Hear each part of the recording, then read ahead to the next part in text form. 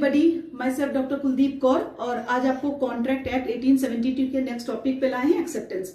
Acceptance को section 2B में define किया गया है। डेफिनेशन में आपको ऑलरेडी डिस्कस कर चुकी हूँ।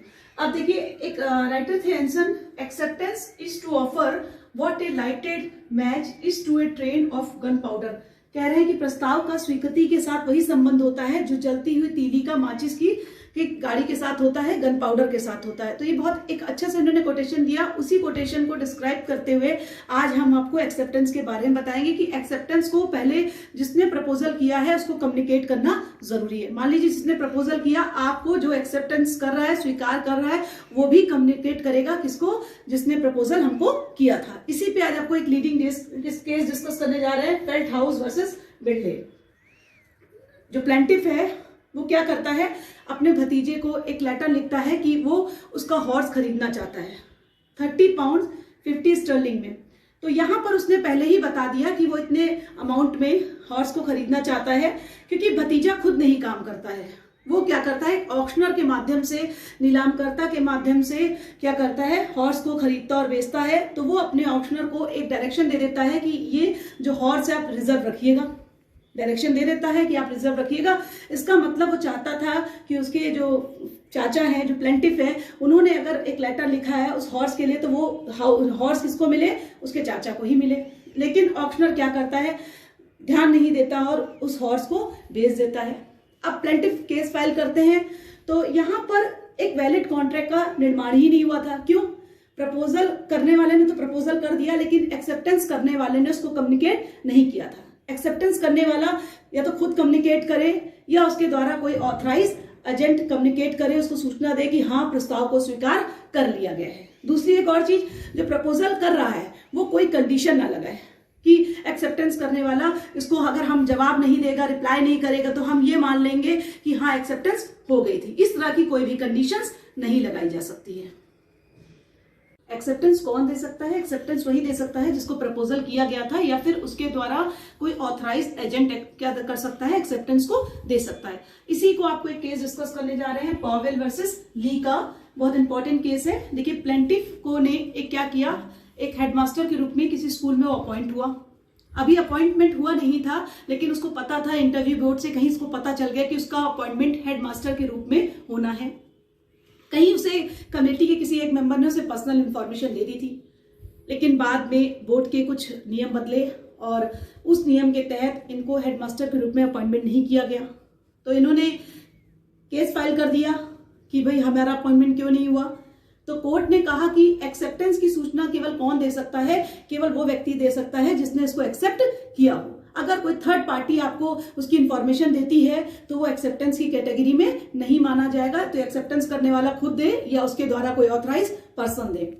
देखिए, एक्सेप्टेंस कौन दे सकता है? कभी कभी हम करते हैं एक्सप्रेस और इम्प्लाइड। जैसे मैंने आपको बताया था कि प्रपोजल में भी आप एक्सप्रेस और इम्प्लाइड हो सकता है, तो वैसे ही एक्सेप्टेंस क्या हो सकती है, एक्सप्रेस भी हो सकती है, इम्प्लाइड भी हो सकती है। और पार्टी के कंडक्ट ऑफ बिहेवियर से भी पता चल सकता है कि हाँ उसने अपनी एक्सेप्टेंस दे दी है। तो हम क्या करते हैं, कभी कभी पक्षकारों के आचरण से ये निष्कर्ष निकाल लेते हैं कि हाँ उसने अपनी स्वीकृति दे दी होगी। उसी पर एक केस आपको डिस्कस करने जा रहे हैं, क्लार्क वर्सेस डुंड्रावेन का केस है। इंपॉर्टेंट केस है।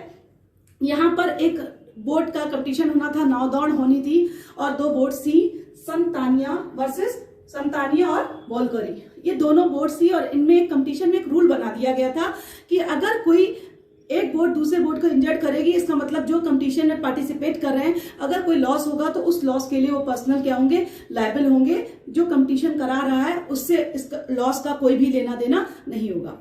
संतानिया बोट ने क्या किया, सावधानी से, प्रिकॉशन से बोट को चला रहे थे, लेकिन कुछ वजह से टक्कर लग गई दूसरी बोट को, वॉल्गरी बोट को टक्कर लग गई। और बाद में उन्होंने कहा कि ये तो उन्होंने प्रिकॉशन से चलाया और क्या करते वो, उन्होंने तो पूरी अपनी तरफ से सावधानी बरती थी। तो यहाँ पर जब जजमेंट आया तो कोर्ट ने कहा कि ये पर्सनल लायबल हैं, क्योंकि पक्षकारों के आचरण से निष्कर्ष निकाला जाता है कि आपको पहले से ही सारे नियमों के बारे में जानकारी थी और आपने एक्सेप्टेंस दे दी थी। इसीलिए संतानिया को जिम्मेदार माना गया कि जो भी लॉस हुआ है आप वालकारी का, आप उस लॉस को पूरा करेंगे, क्योंकि कंडक्ट ऑफ बिहेवियर से पता चल रहा है कि आपने अपनी एक्सेप्टेंस दे दी थी, क्योंकि जैसे ही आपने वहां पर आपने बोर्ड के कंपटीशन में पार्टिसिपेट किया तो इसका मतलब आप सहमत थे कि आपको सारे रूल्स के बारे में जानकारी है और आपने अपनी एक्सेप्टेंस कहीं ना कहीं दे दी है।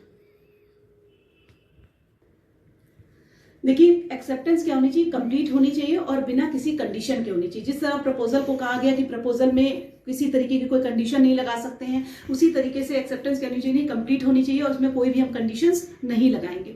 इसी पर एक केस आया था, हाइट वर्सेस रेंज का केस आया था। बहुत एक इंपॉर्टेंट केस आपको डिस्कस कर रहे हैं। यहाँ डिफेंडेंट ने कहा कि वो 1000 पाउंड में अपने फार्म हाउस को बेचना चाहता है, लेकिन प्लेंटिफ ने क्या किया कि वो एक प्रपोजल के बाद उसने एक और प्रपोजल दे दिया। उसने कहा कि वो 950 पाउंड में खरीदने को तैयार है, लेकिन डिफेंडेंट ने बाद में मना कर दिया।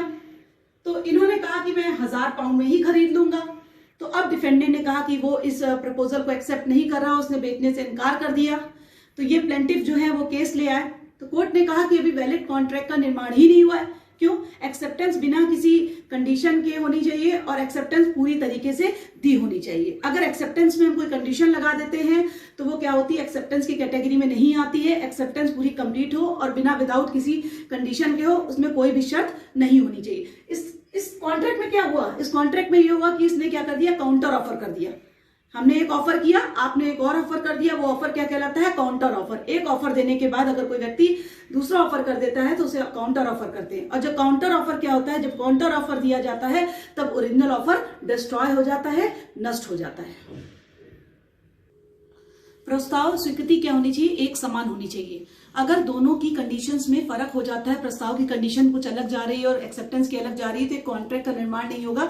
इसको भी एक केस के द्वारा हम समझ सकते हैं, यूनियन ऑफ इंडिया वर्सेस उत्तम Singh Duggal company private limited, AIR 1972 का केस है, जहां पर कहा गया कि अगर प्रपोजल में और एक्सेप्टेंस की कंडीशंस में चेंज हो जाएगी तो वहां पर वैलिड कॉन्ट्रैक्ट का निर्माण नहीं होगा। तो जैसे मैंने आपको बताया कि एक्सेप्टेंस कैसा होना चाहिए, एक्सेप्टेंस कंप्लीट होना चाहिए, एक्सेप्टेंस में कोई कंडीशन नहीं लगा सकते हैं, एक्सेप्टेंस कंप्लीट होगी, एक्सेप्टेंस क्लियर होनी चाहिए। एक्सेप्टेंस केवल वही दे सकता है जो एक्सेप्टेंस कर रहा होता है या उसके द्वारा कोई ऑथराइज पर्सन ही एक्सेप्टेंस को दे सकता है। तो आज आपको एक्सेप्टेंस के बारे में पूरी जानकारी दी।